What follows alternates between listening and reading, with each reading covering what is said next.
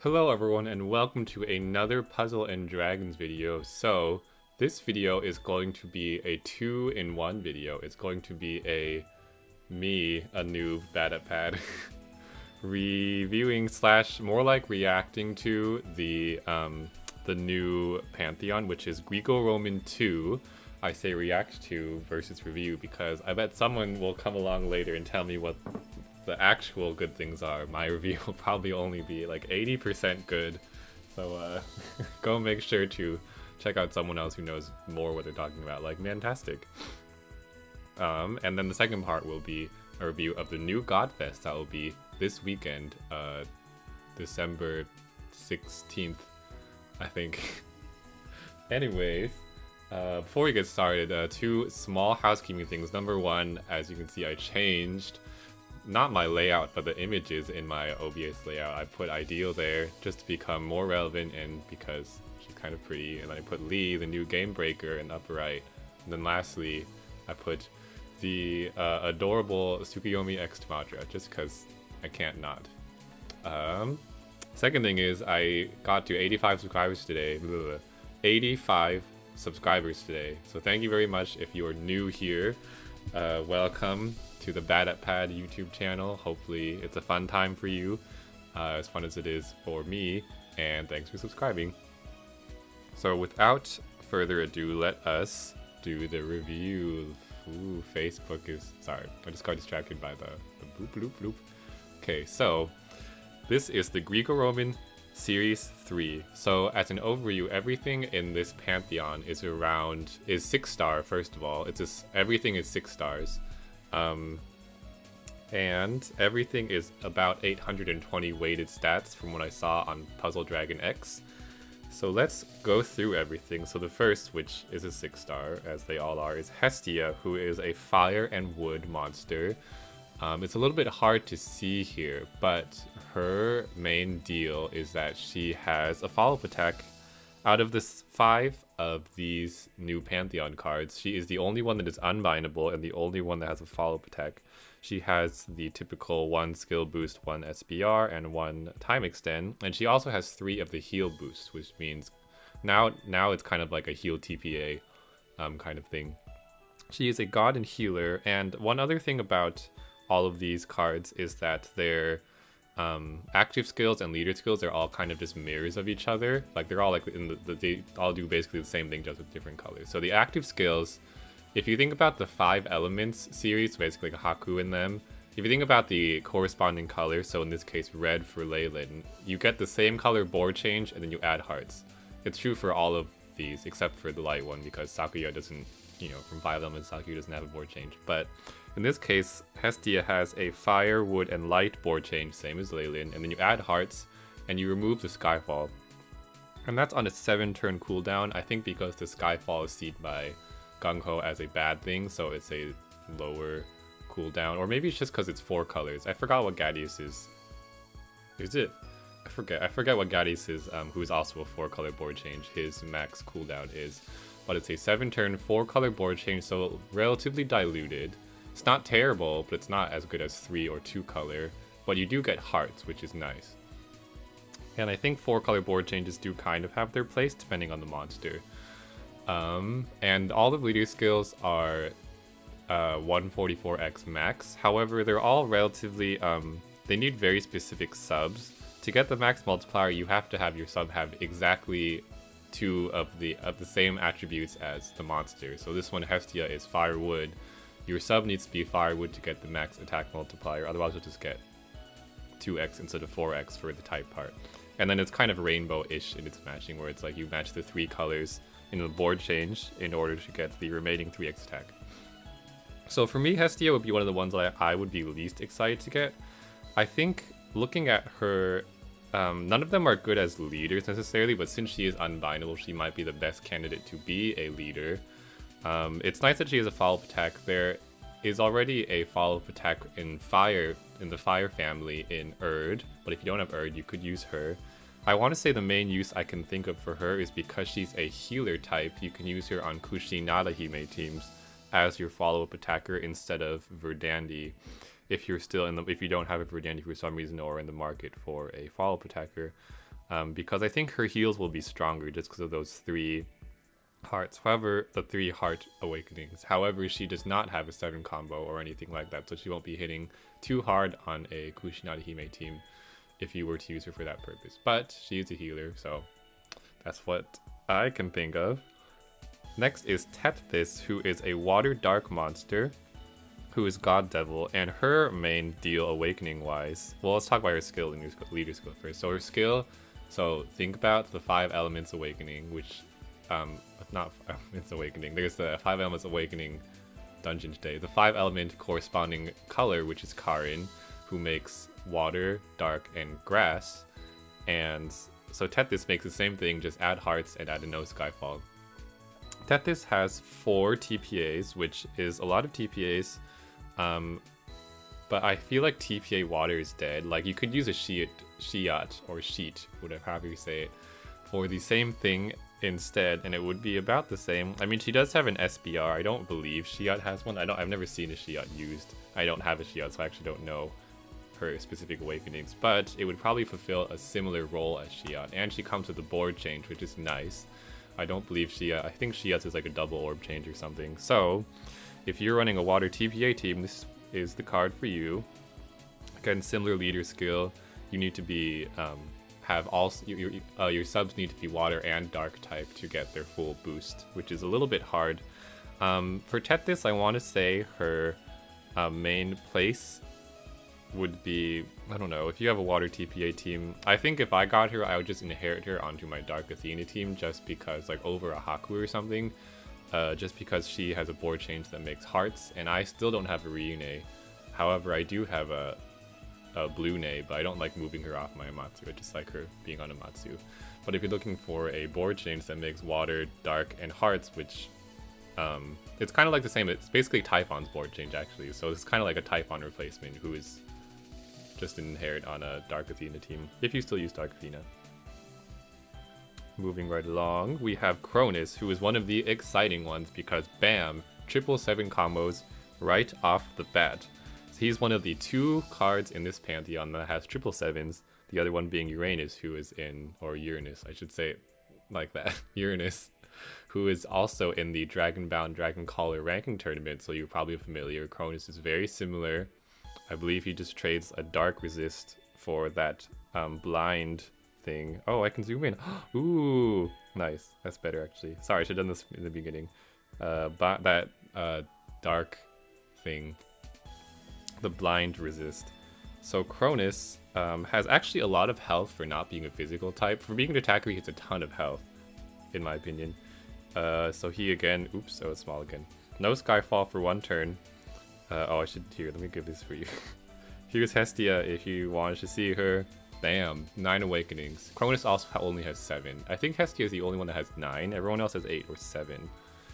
And here is Tethys, who has 1, 2, 3, 4, 6, 7, 8 awakenings.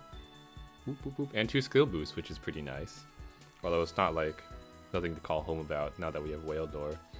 So Cronus has 3 777 combos, which makes him one of the most valuable cards in this Pantheon, and overall this brings the total of 777 combo cards that are available to us up to 4. So there is Ideal, Dark Ideal, right? No, Light Ideal. There is Enra. Both of those are locked in the Dragon Caller REM, so if you haven't gotten them yet, maybe you want to try for those. And we have these 2 in this Pantheon, which is Cronus and Uranus. One random thing I just noticed is if you're into I feel like his scythe, for me, he's reminding me of Hades' art. I think the scythe looks similar. I don't know if it is. I forgot if Hades has the hole in it. I just had a weird flashback to like running Arena 1 earlier this week and seeing the Hades and having like the same color scythe. Anyways, that's Cronus. There's probably some mythology you can see in there. Like Cronus is a titan. I read too many Percy Jackson books when I was younger. So that's Cronus, very exciting. He would be one of the main ones I'd want to get from this, because he has 3 777s, and he comes with a finger too, or a time extend in normal people speak, which is nice for combo teams, especially because Enra and Ideal, both used as subs, do not come with a time extend. In fact, the Enra I use on my teams when I need an Enra, when I need that much damage, I use the Rathios I'm using a Rathios equip evolution to give her a finger because I need the fingers. So number 4 is Asterea. So Asterea is one of the ones that doesn't have a 5 elements counterpart, because Sakyu doesn't have a board change, but she is a light row based light monster, light and blue, god and balanced. Let me zoom in here for you.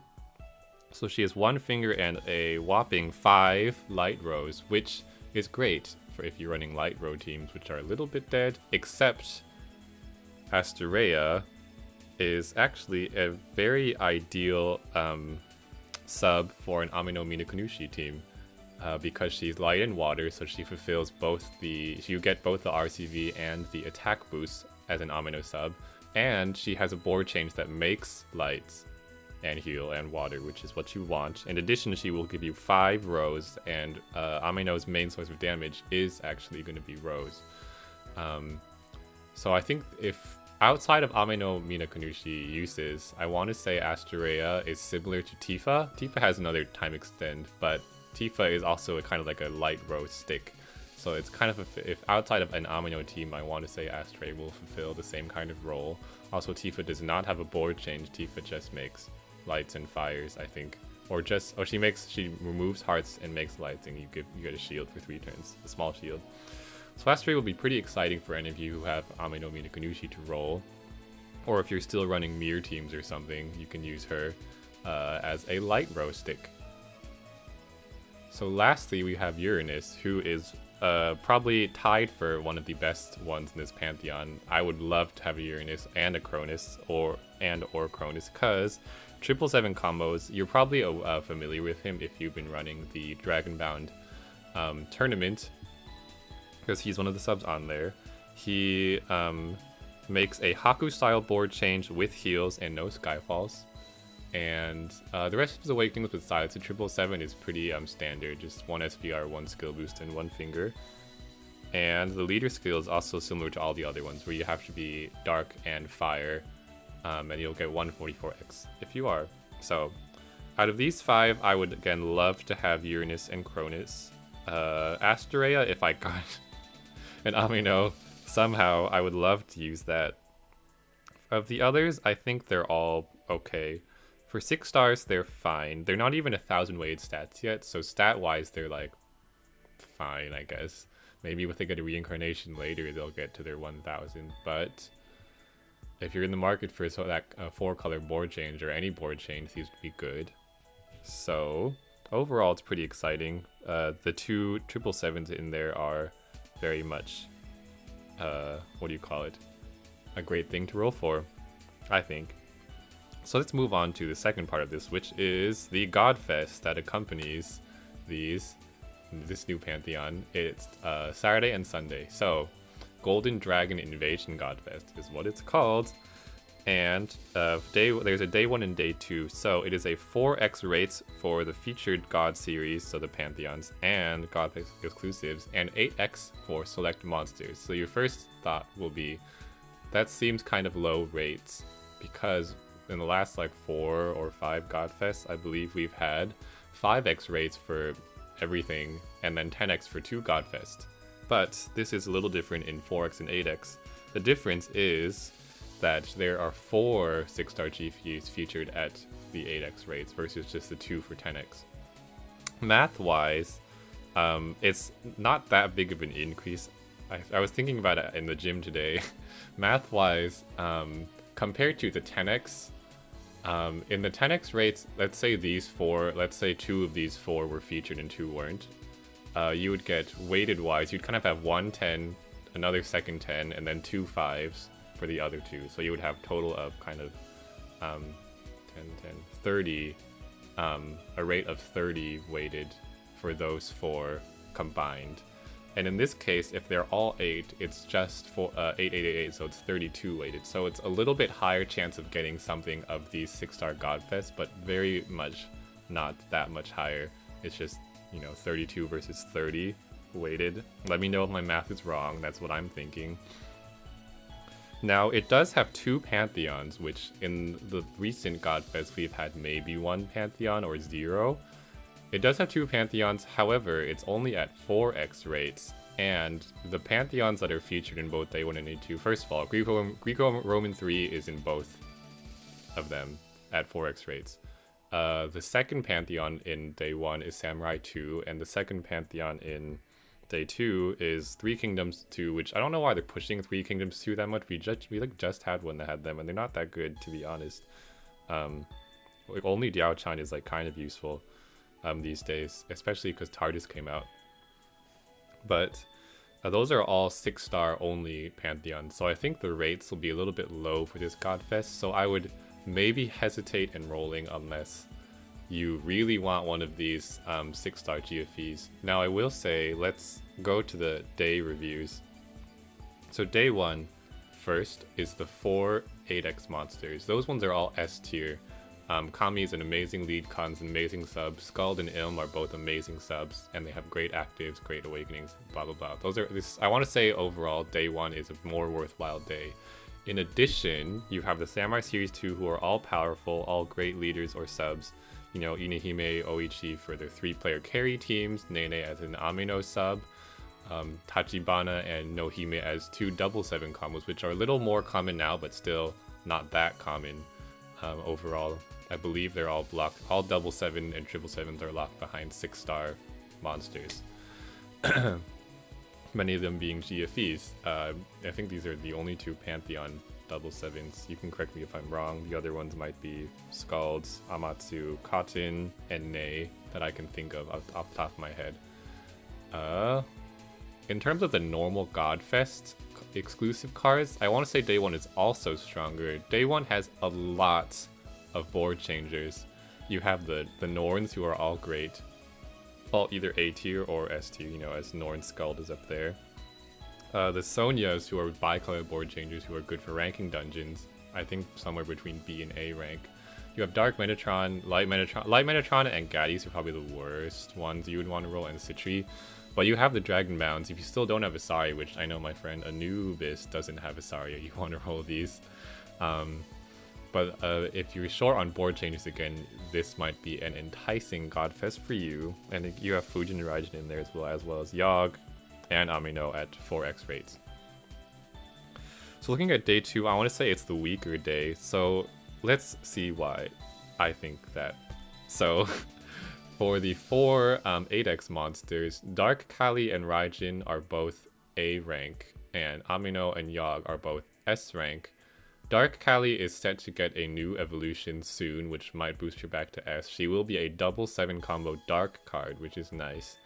And if you have an ideal, you could probably use her on her team just for the rainbow board change. Raijin also similarly.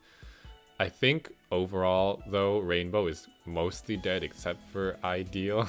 I don't think there's that. I mean, I guess Sherry's Roots is good. The people have been using the light dark Sherry's Roots usage-wise in some of the tier lists I've been looking at. However, he's not bind immune, which kind of sucks. And I feel like a combo-based team still give you more damage overall. So those two are why they're rated at A rank. They're still good, but they're not like amazing. Amino and Yogg are of course amazing light leaders. Amino still counts as light, I think. So moving on to the Pantheons. Greco-Roman Series 3, same as Day 1. Three Kingdoms 2, we just had that, and they're not very good. Like, I don't really want to roll any of them. I believe they're all Orb Unlock and double board change, or double orb change, except for Diao-chan. Like, Simi makes, I forget, like fire and light into dark, and water and dark, and the other 3 all do similar with their own colors. So they're all fine. They have the Orb Unlock mechanic, which is, I guess, kind of nice, but I don't know. Three Kingdoms 2 is much worse overall compared to Samurai 2 in Day 1, so I think Samurai 2 is much better to have overall. Godfest exclusive-wise, both Light Kylie and Sherry's are in here, and Fenrir, which, well, Fenrir's, people use him now kind of as Jammer meta is kind of becoming a thing, but not really. But Light Kylie and Sherry's are both in here, which sucks. The Dragon Callers are also in here, and I want to say at this point in time, the only one that is relevant is Tsubaki, like good to have because of double Dragon Killers. Like Sumire, nah. Kaede, nah. Kana, nah. And Satsuki, not really. Australis and Sheet also aren't that used either. It'd be nice to, if you don't have a Green Odin, that'd be nice to have him, but I think a lot of people have him already. And even Tsubaki, since we now have Kiri as 5-star, I'm gonna assume a lot of you guys, if you did roll in the Dragonbound Dragon Caller, did roll a Kiri, as I did. I rolled multiple Kiris, I kept one, but she's triple Dragon Killer, so Tsubaki, you might have, if you don't have one, you might not need her now, just because of Kiri. Cotton and this one does have Balboa and a 10, although I have a 10, I don't use him very much. It does have Balboa, which is nice, and Baldin, and it has Cotton at regular rates and Kami at regular rates. So it doesn't have Skullbow. And let's see, anything else? Nope. This is on Europe's page looking at right now, by the way, just because the American one wasn't out yet by the time I saw this. So my overall thoughts. The new Pantheon is very exciting. I would love if I rolled a Cronus or Uranus. However, this Godfest, the rates, I think the 8x for 4, they're trying to trick us. It's really not that much more than 10x rates for the 2. And if you were to roll in this Godfest, the rates might be a little bit low for you because it's 4x only. And even though there's 2 Pantheons, there is not, they're not 5-star. There's no 5-stars in them, so you're probably not going to get as many of them as you would think. Also, the Carnival is a plus 60 Carnival with no increased rates. So the eggs will come out from the REM as plus 60. So you don't get any help rolling good cards wise from the Carnival at this time either. That being said, I feel like day 1 would be the day that I would roll in, just because all the board changers, Samurai 2, the 4 GFEs that are featured at 8x rates are all amazing. I would actually be a little sad if I got a skull because they just got a skull last time, as you might have seen. So if I were to roll in one day, it would be in day 1, especially if you're looking for board changers. Unfortunately, Fujin is not featured in any of the featured ones. I don't know why they put Raijin in. Fujin is just better. Yeah, I think that's everything. So that is my reaction to Godfest. What's it called? Golden Dragon Invasion Godfest and the new Pantheon, Greco-Roman 3. One thing for the future is that the Christmas collabs are coming out, which is cool. There's a new Christmas Ilmina if you're looking for a pretty girl. She's there now and she's new. This is the plus 60 Carnival. It's happening at the same time as Godfest. There's one thing I wanted to find that I can't find right now. There's an event that's happening soon, which is, well, let me just go back to the this other page so you don't have to, this thing. So the Snow Globe Challenge, this should start on tomorrow because today is Thursday, right? Yes, 12:15. This should start tomorrow. It is, and I'll be recording my runs of these. Hopefully I can beat them. They are 99 stamina dungeons every other day, and you get a super snow globe for beating them. I believe they're all annihilation difficulty because they're 99 stamina. Yeah, so I'll be recording my runs of those. Hopefully I can do it successfully with whatever team, which is probably Anubis Diablos. But if I need to, I can always go double Anubis and use the Lee Anubis strategy. So hopefully this video is helpful for you. Again, these are just my thoughts and opinions. I'm not an expert, I just like Pad. There are probably people who know better. These are just my random feelings and instincts, intuitions about these guys. So, hopefully you enjoyed it. And hopefully, let me know if you're gonna roll. I might roll a little bit just for fun. You guys know I'm searching for Amino and Yogg and Kami so hard overall. I haven't had a new leader in a billion years, and I would love to have one of them, so I might do that. Just roll it on day 1, maybe twice, or follow that the roll until you get something bad rule. Let me know if you're going to roll in this Godfest and what you think about the new Pantheons, if there's any uses I missed for Hestia or Nephthys, or is it Tethys? Not Nephthys, Tethys. Nephthys is, I think, an Egyptian one, or I can't remember all their names. Let me know if there's any other uses you can think of for them, and until the next video, I will see you later. That's not my ex. What's my outro? I don't even remember. I don't remember. I'll see you in the next video. Bye.